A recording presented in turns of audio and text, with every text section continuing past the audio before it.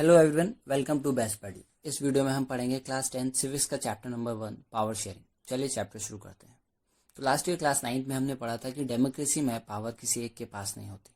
Democracy में intelligent वे में power को लेजिस्लेचर, एग्जीक्यूटिव एंड जुडिशरी के बीच में शेयर किया जाता है। तो इस चैप्टर में हम पावर शेयरिंग के बारे में डिटेल में पढ़ेंगे, जिसमें हम बेल्जियम और श्रीलंका की स्टोरीज की हेल्प भी लेंगे। इन स्टोरीज से हमें पता चलेगा कि डेमोक्रेसी में पावर इंपॉर्टेंट क्यों है।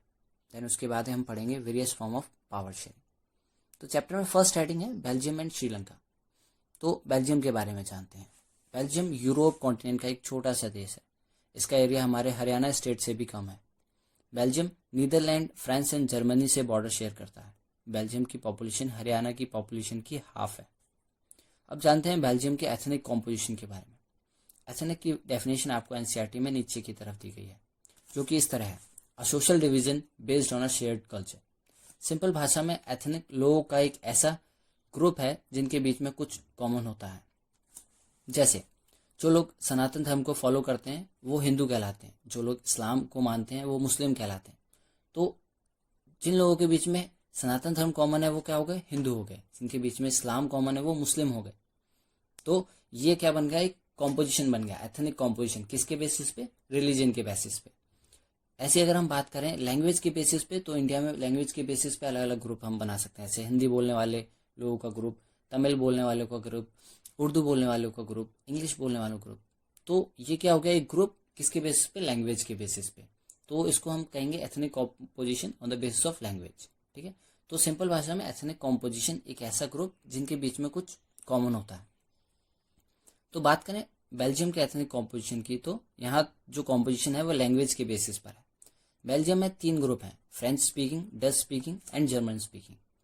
तो जैसा कि आप मैप में देख सकते हैं, येलो कलर में जो है वह फ्लेमिश रीजन है। यहाँ के लोग डच बोलते हैं और बेल्जियम में 59% पॉपुलेशन डच बोलने वालों की है। अब देखते हैं दूसरा रीजन रीजन जो रेड कलर में है। यह है वैलून रीजन। यहाँ फ्रेंच बोलने वाले लोग रहते हैं। इनकी पॉपुलेशन है 40%। थर्ड ग्रुप है जर्मन बोलने वालों का। इनकी पॉपुलेशन है 1%। बेल्जियम की कैपिटल है ब्रिसल्स। ब्रिसल्स में 80% पॉपुलेशन फ्रेंच बोलती है और 20% डच स्पीकिंग लोग हैं। एक बार जल्दी से रिपीट करते हैं ताकि याद हो जाए। तो बेल्जियम में 59% डच स्पीकिंग लोग हैं जो वैलून रीजन में रहते हैं। 40% फ्रेंच स्पीकिंग लोग हैं जो फ्लेमिश रीजन में रहते हैं। 1% जर्मन बोलने वाले लोग हैं। बट कैपिटल ब्रिसल्स में 80% फ्रेंच है एंड 20% डच स्पीकिंग लोग हैं। तो ये बात होगी बेल्जियम की। अब बात करते हैं श्रीलंका की। तो श्रीलंका तमिलनाडु स्टेट से कुछ किलोमीटर दूर है। यह एक आइलैंड कंट्री है। श्रीलंका की पॉपुलेशन ऑलमोस्ट हरियाणा की पॉपुलेशन के बराबर है। श्रीलंका का एथनिक कॉम्पोजिशन लैंग्वेज के बेसिस पर देखें तो 2 मेजर ग्रुप हैं यहाँ पे: Sinhala speaker and Tamil speaker. Sinhala speaker की पॉपुलेशन है 74% एंड तमिल स्पीकर है 18%। तमिल स्पीकर के 2 सब ग्रुप हैं, यानी 2 तरह के तमिल्स श्रीलंका में रहते हैं। First Sri Lankan Tamil and second Indian Tamil. Sri Lankan Tamil वह तमिल्स हैं जिनके 4 फादर यानी दादा परदादा सब श्रीलंका में ही रहते थे। इंडियन तमिल्स वह लोग हैं जिनके 4 फादर को ब्रिटिशर्स इंडिया से श्रीलंका लेकर गए थे एज ए प्लांटेशन वर्कर। अब अगर हम श्रीलंका के मैप में देखें तो ज़्यादातर श्रीलंकन तमिल्स श्रीलंका के नॉर्थ एंड ईस्ट रीजन में रहते हैं, जिनको ऑरेंज कलर से रिप्रेजेंट किया गया है। ब्राउन कलर से रिप्रेजेंट किया गया है इंडियन तमिल्स को, और जो येलो कलर है वो रिप्रेजेंट करता है सिनाला स्पीकर्स को। अब अगर बात करें सिनाला स्पीकर्स की, तो मोस्ट सिनाला स्पीकर लोग बुद्धिज्म रिलीजन को फॉलो करते हैं, जबकि मोस्ट ऑफ तमिल्स हिंदू और मुस्लिम्स हैं। एंड श्रीलंका में 7% क्रिश्चियन है, जिनमें से कुछ क्रिश्चियन सिनाला स्पीकर हैं, कुछ तमिल स्पीकर हैं। एक बार क्विक रिवाइज करते हैं श्रीलंका के बारे में जो पढ़ा है, ताकि याद रहे। श्रीलंका इंडिया के साउथ में एक आइलैंड कंट्री है। लैंग्वेज बेस पर श्रीलंका का एथनिक कॉम्पोजिशन है Sinhala speaker 74% and Tamil speaker 18%। Tamil speaker 2 तरह के हैं, श्रीलंकन तमिल एंड इंडियन तमिल। जिनके 4 फादर इंडिया के थे वह इंडियन तमिल्स, जिनके 4 फादर श्रीलंका में ही रहते थे वह श्रीलंकन तमिल्स। रिलीजन बेसिस पर एथनिक कॉम्पोजिशन है Buddhist, Hindu, Muslim and Christians. Buddhism follow किया जाता है मोस्टली सिनाला स्पीकर्स के द्वारा।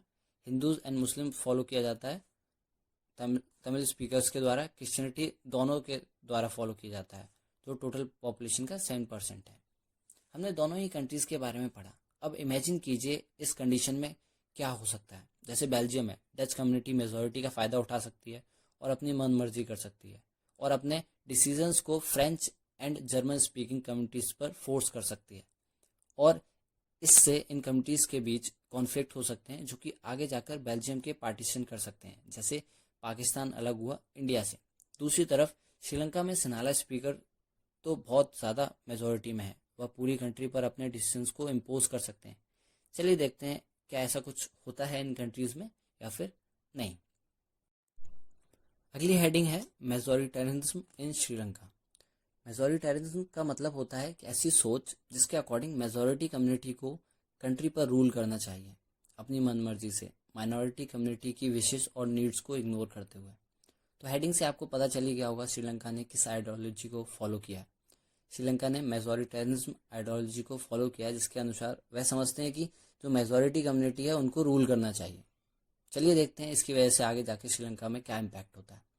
तो उसके लिए शुरू से श्रीलंका के बारे में देखते हैं। तो 1948 में श्रीलंका को इंडिपेंडेंस मिली और वह एक इंडिपेंडेंट कंट्री बन गई। सिनाला कम्युनिटी के लीडर्स ने मेजॉरिटी की हेल्प से गवर्नमेंट बनाई, बट वह मेजॉरिटेरियनिज्म आइडियोलॉजी को फॉलो करते थे, जिसकी वजह से उन्होंने कुछ ऐसे डिसीजंस लिए जिससे कंट्री में सिनाला सुप्रीमेसी बनी रहे। 1956 में एक एक्ट पास किया गया जिसमें सिर्फ सिनाला को ऑफिशियल लैंग्वेज बनाया गया, लेकिन तमिल लैंग्वेज को रिकॉग्नाइज नहीं किया गया। गवर्नमेंट ने कुछ ऐसी प्रेफरेंशियल पॉलिसीज बनाई जो सिनाला स्पीकर को प्रेफरेंस देती थी यूनिवर्सिटी पोजीशन और गवर्नमेंट जॉब में। इट मीन्स अगर दो एप्लीकेंट किसी जॉब के लिए अप्लाई करते हैं, दोनों की क्वालिफिकेशन सेम है, बट एक सिनाला स्पीकर है और एक तमिल स्पीकर है, तो जो इन पॉलिसी के अकॉर्डिंग सिनाला स्पीकर वाले को जॉब दी जाएगी, उसको प्रेफरेंस दी जाएगी जस्ट बिकॉज वो सिनाला बोलता है। श्रीलंका की गवर्नमेंट ने कॉन्स्टिट्यूशन में कुछ पॉलिसीज ऐड की जिसके तहत कंट्री को बुद्धिज्म को स्प्रेड करना है और उसको प्रोटेक्ट करना है। गवर्नमेंट के इन डिसीजन से श्रीलंकन तमिल्स के अंदर एलिनेशन की फीलिंग बढ़ने लगी। एलिनेशन एक फीलिंग होती है, मतलब एलिनेशन का मतलब होता है अलगाव, यानी जब आप किसी से कनेक्टेड फील नहीं करते, आप अपने आप को अलग थलग पाते हैं, तो उसको एलिनेशन कहा जाता है। तो श्रीलंकन तमिल्स को लगने लगा कि जो गवर्नमेंट है उनके साथ डिस्क्रिमिनेट कर रही है, इसलिए वो सिनाला स्पीकर से अपने आप को अलग समझने लगे। उन्हें लगने लगा कि कोई भी पॉलिटिकल पार्टी उनके लैंग्वेज और कल्चर को सपोर्ट नहीं करते। तमिल फेल्ट दैट कॉन्स्टिट्यूशन और गवर्नमेंट पॉलिसियों ने इक्वल पॉलिटिकल राइट्स नहीं दे रहे हैं, उनके साथ डिस्क्रिमिनेशन हो रहा है जॉब्स और बाकी अपॉर्चुनिटीज़ के टाइम पर। क्योंकि सिनाला स्पीकर को प्रेफरेंस दी जा रही थी तो उन्हें डिस्क्रिमिनेटेड फील हो रहा था। इन सब रीजंस की वजह से सिनाला एंड तमिल स्पीकर्स के बीच टेंशंस बढ़ने लगी। श्रीलंकन तमिल ने पार्टीज बनाई, स्ट्रगल स्टार्ट किए, जिसमें उन्होंने डिमांड की कि तमिल को ऑफिशियल लैंग्वेज बनाया जाए, जॉब्स और एजुकेशन में उन्हें इक्वल अपॉर्चुनिटीज़ मिले, बट गवर्नमेंट ने उनकी डिमांड्स को बार बार रिजेक्ट कर दिया। 1980s में बहुत सी पॉलिटिकल ऑर्गेनाइजेशन बनी और उन्होंने तमिल्स के लिए एक इंडिपेंडेंट स्टेट की डिमांड की श्रीलंका के नॉर्दर्न एंड ईस्टर्न पार्ट में। गवर्नमेंट डिमांड को खारिज करती रही और आगे जाके यह कॉन्फ्लिक्ट सिविल वॉर में कन्वर्ट हो गया। सिविल वॉर एक वॉर ही होता है जो एक कंट्रीज के लोगों के बीच में होता है। वॉर में दोनों ग्रुप्स के कई लोग मारे गए, बहुत से लोग कंट्री छोड़ने को मजबूर हो गए। सिविल वॉर की वजह से श्रीलंका की इकोनॉमी पर बहुत बड़ा इम्पैक्ट पड़ा।